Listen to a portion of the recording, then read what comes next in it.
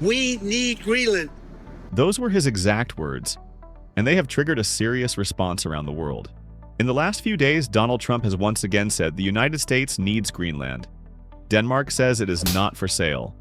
Greenland's leaders say they do not want to be American, and NATO allies are openly alarmed. It sounds absurd. An icy island with barely 50,000 people. But once you look at the map, this stops being a joke and starts looking like a warning.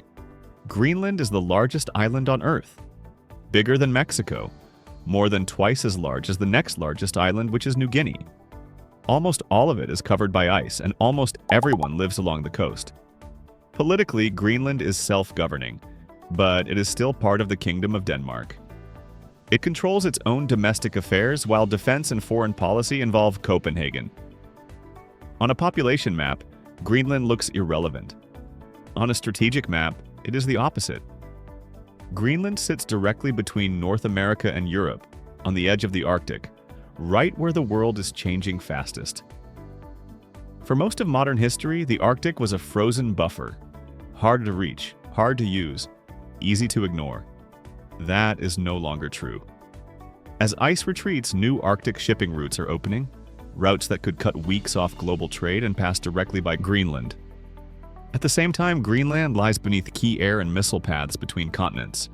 The United States already operates a major military base there, Patuxent Space Base, watching the Arctic around the clock. And beneath the ice, Greenland is believed to hold valuable resources, including rare earth minerals used in smartphones, renewable energy technology, and advanced weapon systems.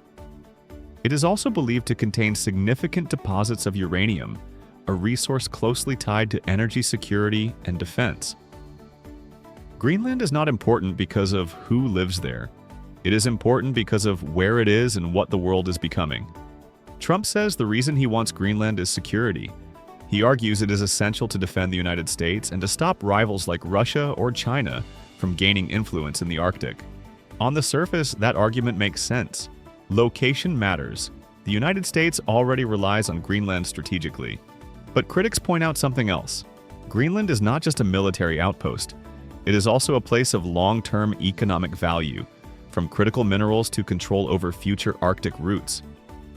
Trump has explicitly said he wants Greenland for national security, not for minerals.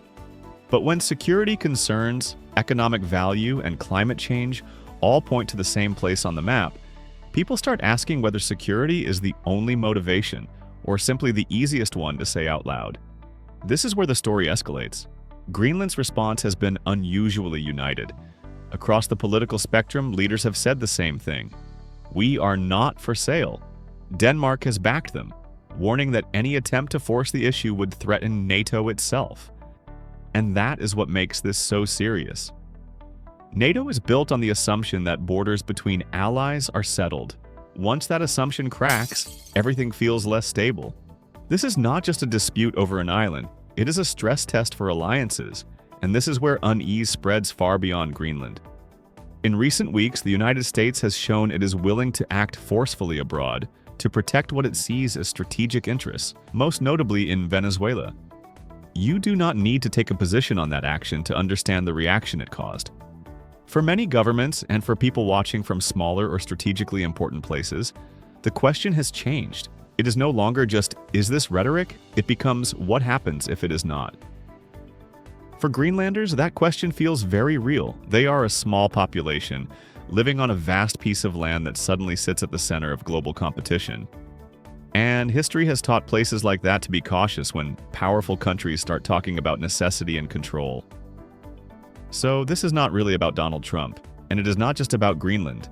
It is about how climate change is reshaping geography and how geography is reshaping global power. As ice melts, new frontiers open. As new frontiers open, old assumptions disappear. Greenland is not a punchline. It is a preview of how the world is about to change. Subscribe for more videos. Thanks for watching Mapped Out.